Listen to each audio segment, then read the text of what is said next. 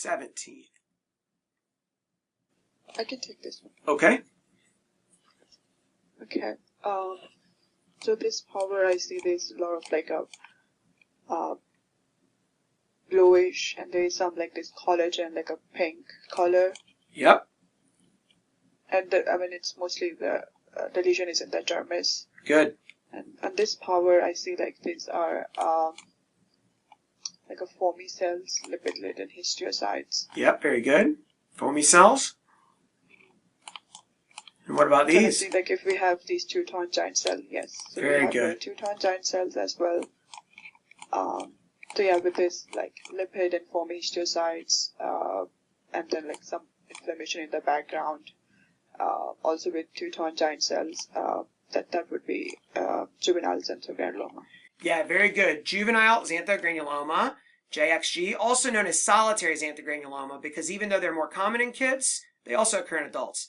But solitary is not really a proper name either, because sometimes they can be multiple. So, no names are perfect, but xanthogranuloma, I still call them JXG, even though they can occur in adults. And they will have a mixture of plump kind of epithelioid histiocytes that can look a little similar to the histiocytes of reticulohistiocytoma. Like, for example, look. Here's some big histiocytes with two-toned, two-colored cytoplasm. See, I feel like there is overlap microscopically between reticulohistiocytoma and JXG. But usually you have a minority of those cells and more of other cells. So it's a mixture, and each case varies from case to case. But you get a mixture of foamy xanthomatous cells or foamy histiocytes, non-foamy histiocytes, inflammatory cells, predominantly lymphocytes, and also usually eosinophils, and then classically touton giant cells. So you can have all of those in varying amounts, and they fill the dermis and kind of ooze in between or crawl in between the reticular dermal collagen. They kind of fill in all the spaces. They leave the dermal structures intact and fill in all the space in between. In more advanced lesions, they can become fibrotic and more spindly and have fibroblasts. I guess I forgot to include that. Fibroblasts are also present.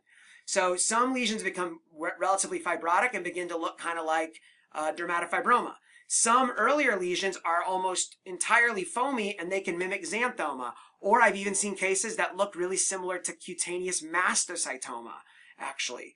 I've seen cases that had no touton giant cells. I've seen cases that had almost no eosinophils. Then I've seen other cases that had more eosinophils and touton giant cells than you could possibly imagine. Well, I mean, I've got a pretty good imagination. I can imagine a lot. But the point is they really run a range between high and low cellularity, tons of foam, a little foam, tons of eos, very few eos, tons of toutons, very few. So just keep in mind that each case may look a little different. But ideally, look around and hopefully you'll find touton cells and hopefully you'll find eos. And a touton giant cell, just for the record, is a multinucleated giant cell that has a ring arrangement of the nuclei. But not just is it a ring, in the center of the ring is kind of homogenized eosinophilic to amphiphilic cytoplasm. On the outside of the ring is a layer of bubbly foam. So it's like a smooth, creamy candy filling and a crunchy, crispy candy shell on the outside. So I heard Dr. Rapini say something like that one day. I think he just like said it off the cuff, but I thought it was a great explanation. So I've now stolen it and passed it on to all of you. Juvenile xanthogranuloma. And there is a really weird thing. If a child has multiple juvenile xanthogranulomas and also has neurofibromatosis type 1, they are at risk for getting something else that seems totally unrelated. And what is that?